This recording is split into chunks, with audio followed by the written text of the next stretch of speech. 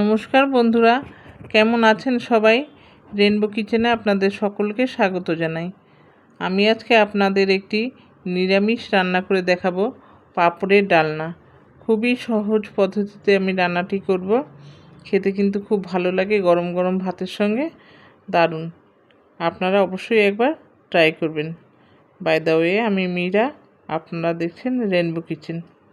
দেখুন, আমি প্রথমে কয়েকটা পাঁপড় নিয়েছি। পাঁপড়গুলো আমি ভাঁজ করে টুকরো করে ভেঙে নেব।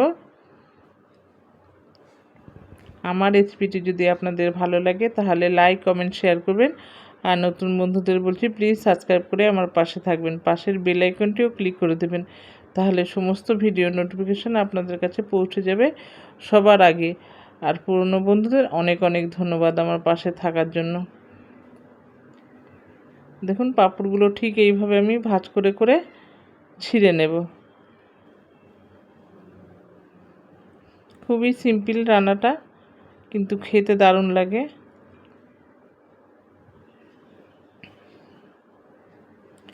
এবার আমি একটা মশলা করে নেব।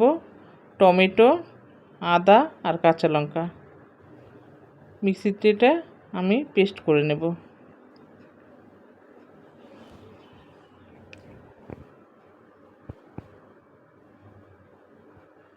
যে যেরকম ঝাল পছন্দ করেন দেবেন।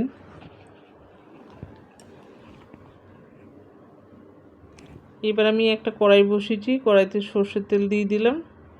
তেলটা ভালো করে গরম হলে আমি পাঁপড়গুলো এক এক করে ভেজে নেব।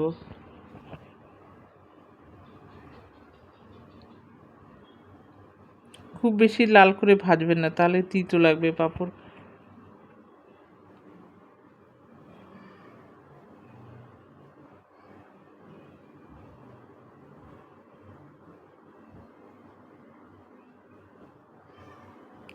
সমস্ত পাঁপড়গুলো আমি এইভাবেই ভেজে নেব।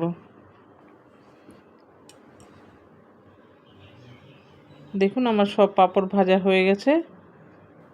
এবার আমি ওই তেলের মধ্যেই আলুগুলো ভেজে নেব। ডুমো ডুমো করে আলু কেটে রেখেছি।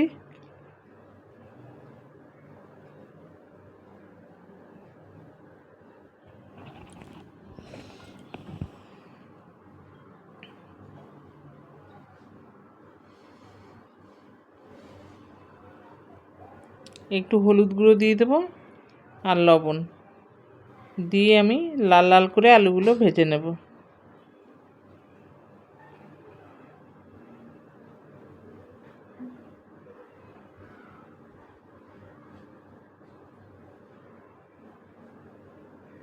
আলুগুলো ভাজা হয়ে গেছে, এবার আমি তুলে নেব।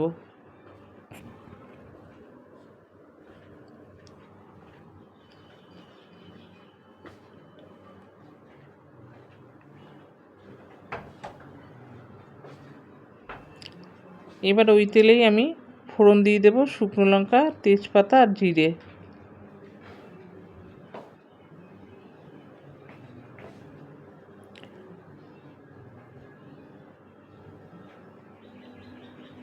ফোড়নটা থেকে ভালো সুগন্ধ বেরোলে আমি আদা, কাঁচা লঙ্কা, টমেটো পেস্ট করে রেখেছিলাম, সেই পেস্টটা দিয়ে দিলাম। দিয়ে আমি কষিয়ে নেব। আর আমি একটা বাটিতে জিরে, ধনের গুঁড়ো, জিরের গুঁড়ো, হলুদ গুঁড়ো, কাশ্মীরি লঙ্কার গুঁড়ো সমস্ত কিছু একটু জল দিয়ে গুলে রেখেছি, সেই পেস্টটাও আমি দিয়ে দেব। একটু জল দিয়ে দিলাম মিক্সির বাটিটা ধুয়ে, আর সেই মশলাটা দিয়ে দেব। দিয়ে খুব ভালো করে কষিয়ে নেব।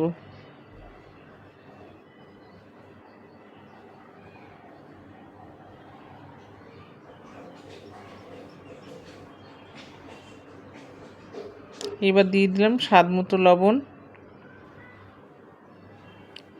তারপরে আলুগুলো দিয়ে আবারও খুব ভালো করে কষিয়ে নেব।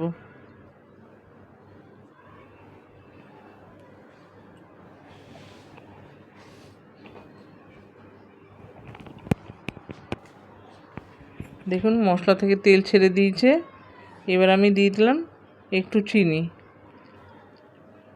দিয়ে আমি আবারও সমস্ত কিছু ভালো করে মিশিয়ে নেব। এবার আমি দিয়ে দিলাম জল। পরিমাণ মতো একটু জল দেব, একটু জল বেশি দেব, কারণ হচ্ছে পাঁপড়ের ঝোলটা টেনে নেবে সব। দেখুন ঝোল ফুটে গেছে, সমস্ত কিছু সেদ্ধ হয়ে গেছে, আলু টালু। এবার আমি গরম মশলা গুঁড়ো দিয়ে দিলাম। এবার গ্যাসের ফ্লেমটা অফ করে দিয়ে আমি পাঁপড়গুলো দেব, নাহলে কিন্তু পাঁপড়গুলো গলে যাবে।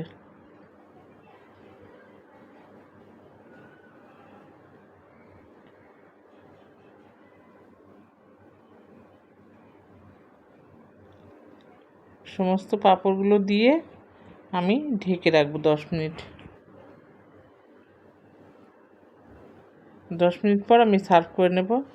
দেখুন আমি সার্ভ করে নিয়েছি, আবার দেখাবে পরবর্তী ভিডিওতে।